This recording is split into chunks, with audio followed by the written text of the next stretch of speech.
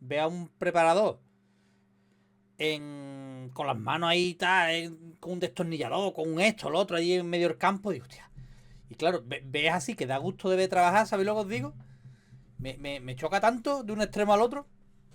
A mí me encanta. Yo cuando voy a lo de Paco he hecho la tarde allí siempre. Ayer subí al abril, lo que pasa es que ya estaba cerrado, no lo pillé. Y por un lado digo, menos mal, y no eso aquí la tarde.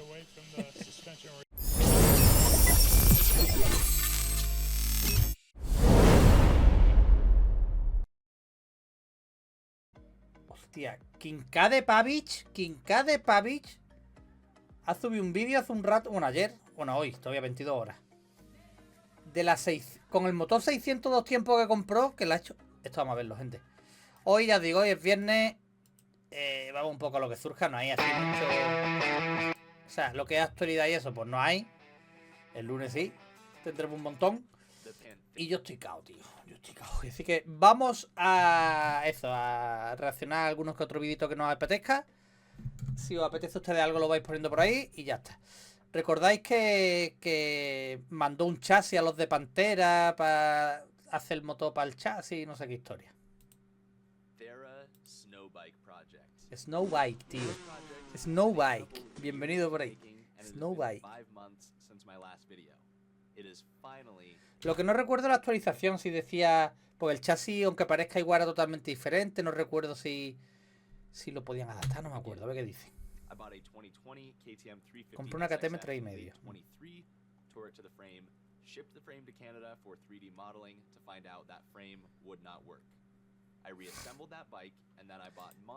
Eso era. O sea, lo intentaron y dijo que no le servía y lo iba a montar en la Honda. Vale. Que era su amigo. So let's rip this Honda 450 down to the frame and then stuff a 600cc two-stroke engine inside of it. Que el amigo Monty la tenía un poquito abandonadita, Monty. Un poquito de grasita y un poquito de alguna que otra cosita. De que no me fío de la música.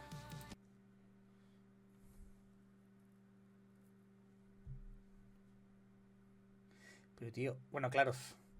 Es que aquí como yo aquí he visto nieve 2 veces en mi vida. Bueno, y nieve. Si se le puede llamar nieve, claro, no es. Pero toda esta gente, ¿recordáis cuando sorteó la Honda que dijo no se la puedo llevar hasta primavera, que no se puedan salir a las carreteras, que está todo nevado? Y Dios, tía.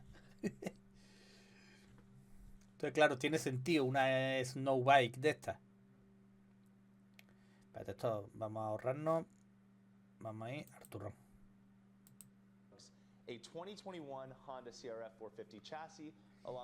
Mira qué cacharro, tío. Esto va como en el basculante, ¿no? Y ahí donde tiene todo eso que parece como un tanque, ¿no? La oruga esa de los tanques.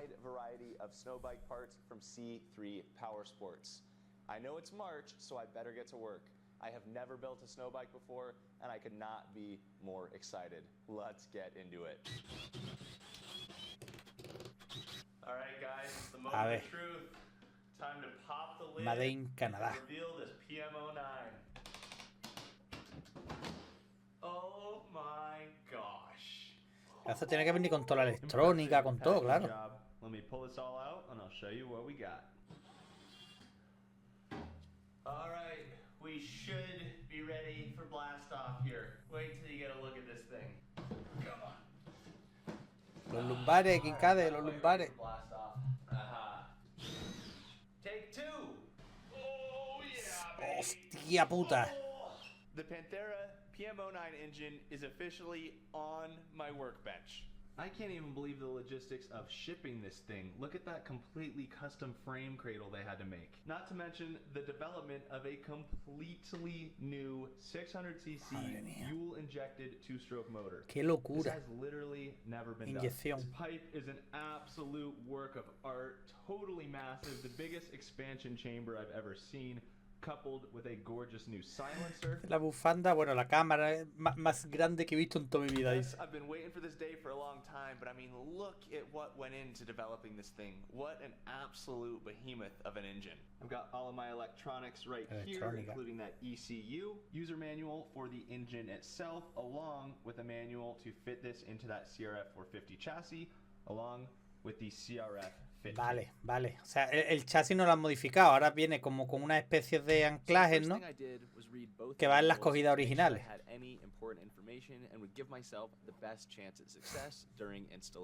I installed some new IMS rally foot pegs, as these large, wide pegs are good for snow bike applications. I had barely even gotten started and was already dreaming about ripping this thing through the snow.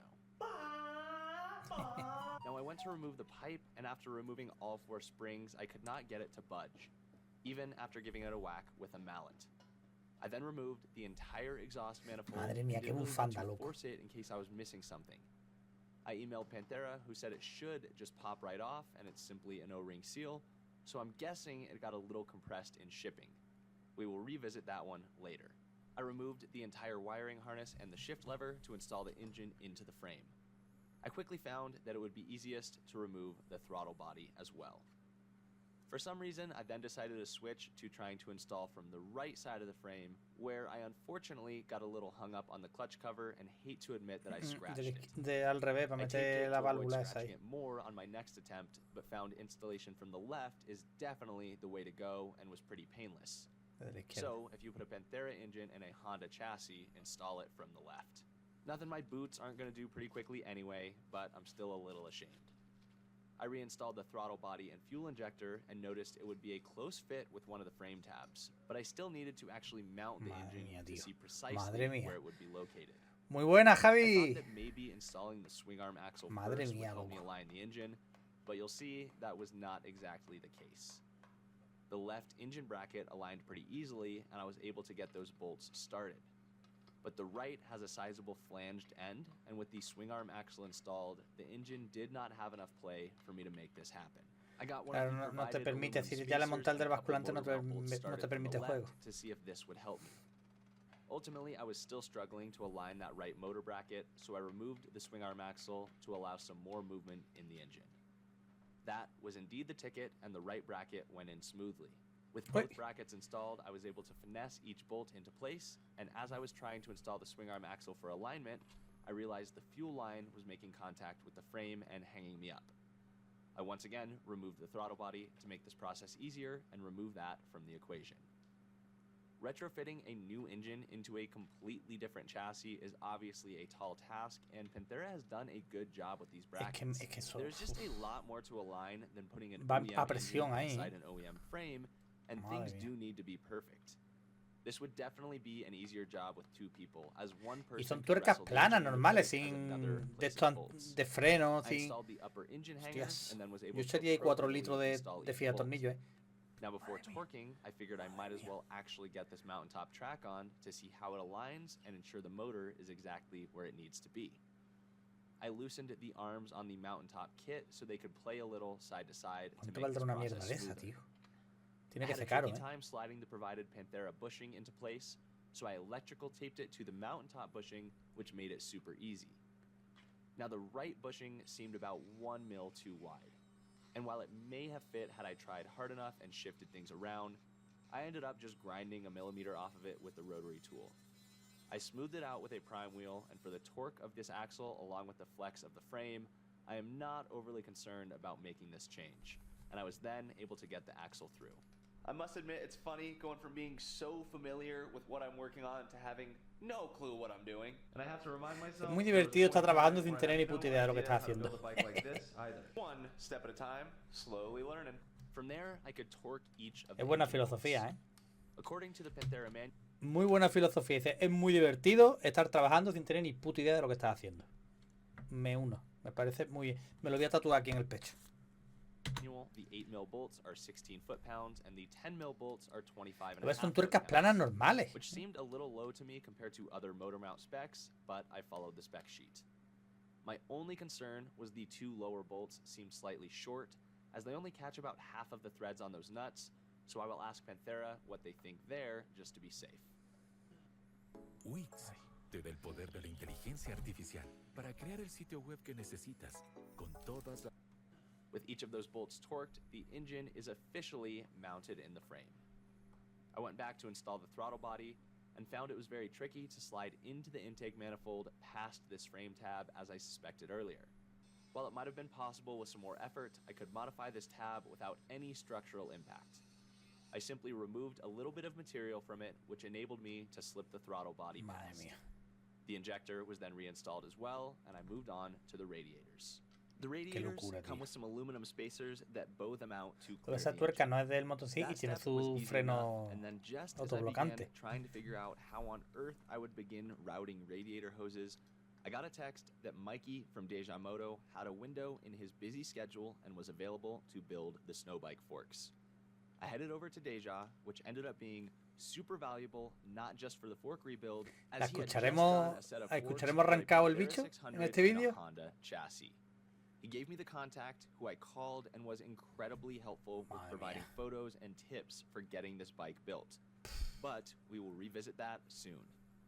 Deja Moto is known for his incredible suspension knowledge and attention to detail, but also began developing his own line of tools over the past couple of years.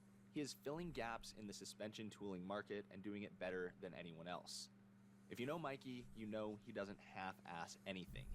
If you don't, just watch this suspension build process and you will see he is a true master of his craft, someone you can trust, and a business worth supporting if you are a suspension tech in need of specialty tools. And he does Claro, es que also imagínate offer some tools cómo tienen que useful ser las for the home suspensiones de un mechanic bicho de eso de Normally, nieve. these SOA caps are so tight.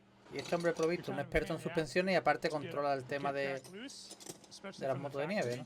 And so you either have to completely crunch the shit out of it in the vice jaws. However, when you're trying to get a really stuck cap loose, you usually don't have enough grip and it wants to slip. From the factory, they're so tight, it just keeps spinning. That's why I machined this guy yesterday.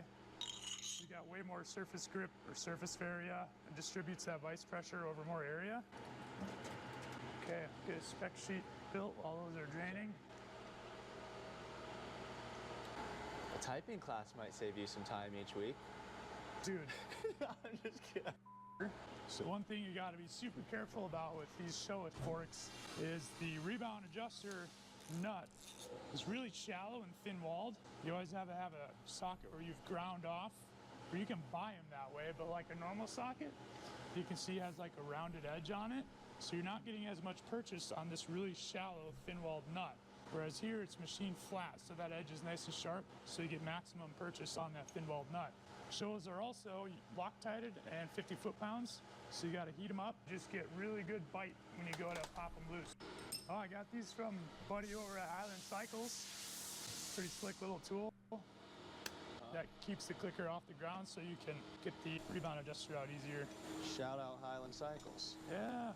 To be fair, I did send them a whole grip of tools too, so tradesies. Yeah, I think you Porque can use tendrá the que tener un bushing, so setting eso a lot of durísimo, people no entiendo, ¿no? kind of improperly diagnosed bushings. Entiendo, no, They're no always sé. looking at the Teflon, which is important. There shouldn't be any blemishes on the Teflon.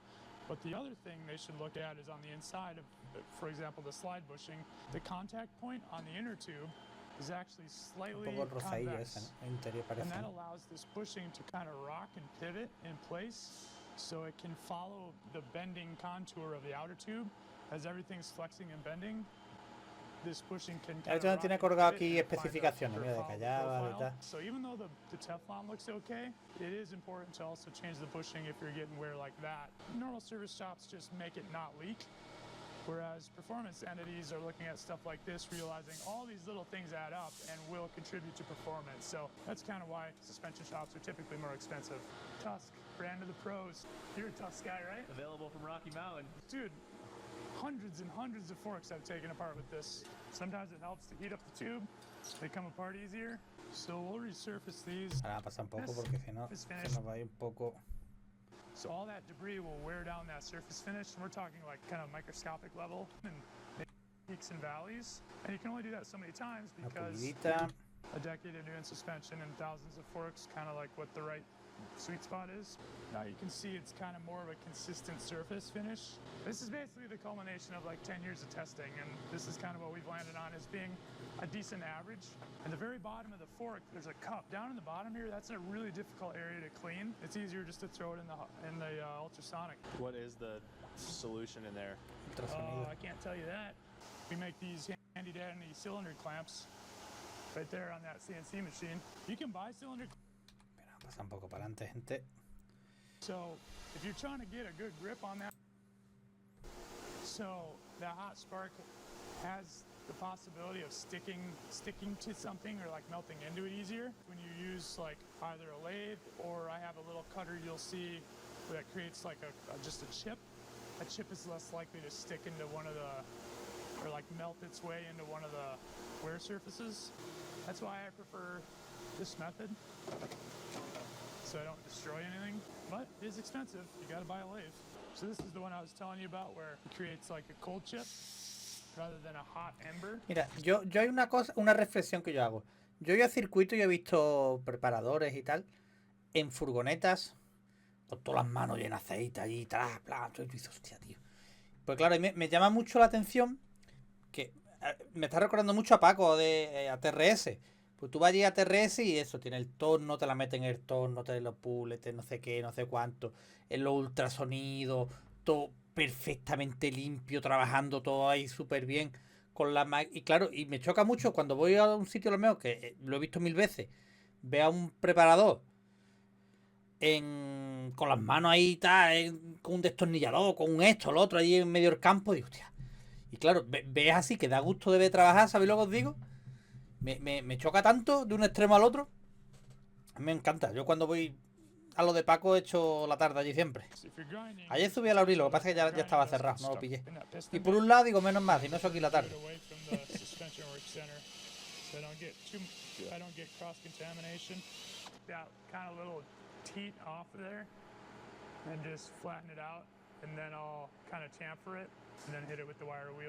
Countersink, knock that burr off. Pretty much any kind of loose flap of metal or whatever is going to cause problems. Now, while Mikey updates these shim stacks for the forks, I want to add a quick note, as you guys have seen me work with Daniel Schmidt at DSC Motorsports, who valve Pero fíjate todo el curro que ha llevado hasta llegar a empezar a hacer el revalvulado. last year, as well as my Yamaha super recently, and I would recommend each of these guys. Mikey's schedule is generally jam-packed, and he usually only takes WP, while Daniel lives 3 hours away from me, so there has come a time and place for me to work with each of them, and thankfully, they're both cool with it and phenomenal suspension techs.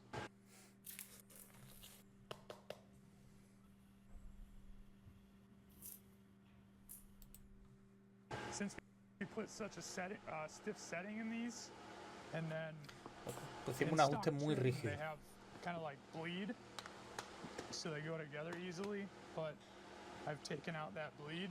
There's what's called a bleed shim. So the very first shim doesn't cover the whole thing, so a certain amount of fluid can just freely flow in either direction.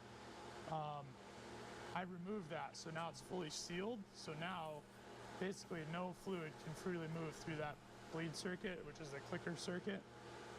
So it's a huge pain in the ass, but it makes it good for snow biking.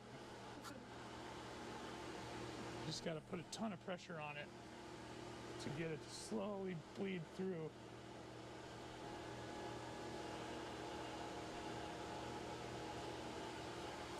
Básicamente que ha quitado el primer recorrido, no sé qué, y que es mucho más duro, pero que para una moto de nieve es lo que hay que hacer, ¿no? Algo así ha dicho. From getting too far in the stroke. These are spring perches. The idea is, as the fork's traveling through the stroke, this whole bottom area inside the fork where the spring is, there's a fluid bath in there, and it gets more dense the deeper in the fork you get. It's getting splashed around, but this is considered a secondary damping situation. So the spring perch sits like that, and then the spring is all right here. Well, the fluid has to flow through this perch as the fork's compressing. So if you go to a perch that's got way more restriction on it, that really slows down the speed of the fork, you know, kind of deeper in the travel. So it's really keeping you out of that last third of the stroke, which is what you want on a snow bike. The cool thing about these too is you can actually drill these out, so you can kind of like customize the amount of flow you want, so you can open these holes up some more for more flow. But I've actually found that this is kind of like the minimum amount that you should have. That's why they provide them like this, and that actually ends up being right for snow bikes. With the revalve complete, I watched and learned as much as I could while Mikey reassembled these forks. I noticed a couple more things that really impressed me as they came back together. First, when Mikey pulled the new SKF fork seals from their packaging, Vale. he hit them with Voy a compressed pasar un air poco para to adelante remove any porque small paper or cardboard debris from them. no vamos a verla He arrancar. reassembled the forks, and here is a comparison to show the stiffness between an off-road fork and a snow bike fork. So this is set up for Vale, va a comparar una moto de cross con la de nieve. Stiffer than usual springs. Snow bike. Snowbike. Ni de coña, ¿no? It pretty much just like stops halfway through the stroke. Sick, dude. Well, glad we were able to get that one done for you. And that is where we're at on this thing. El This del engine cero. arrived early March, Mikey built the suspension late March, and now it's almost the end of April. I've spent the last month wrapping up the RM125 project, learning to weld, working on the CR500, and riding dirt bikes. With the engine arriving in March, I knew it was an ambitious task to try and get this thing finished and on snow before all of the snow is gone. That said, I am going to keep plucking away at this build as time allows, although my priorities right now have sort of shifted to dirt biking mode, which means it is looking more likely that this bike will see snow for the first time in late 2025 or winter of 2026. Definitely some important lessons learned here. I was allowing myself to stress out about the timelines of the RM, the CR500, and this, and I had to remind myself, you can only do as much as you can do. There's no point in stressing, there's no point in worrying. Every goal Vale, que timeline. tiene mucho frente abierto básicamente y no le da tiempo a hacerlo todo. Y que si no, seguramente para el invierno que viene. Qué puta locura esto, gente. Qué puta locura.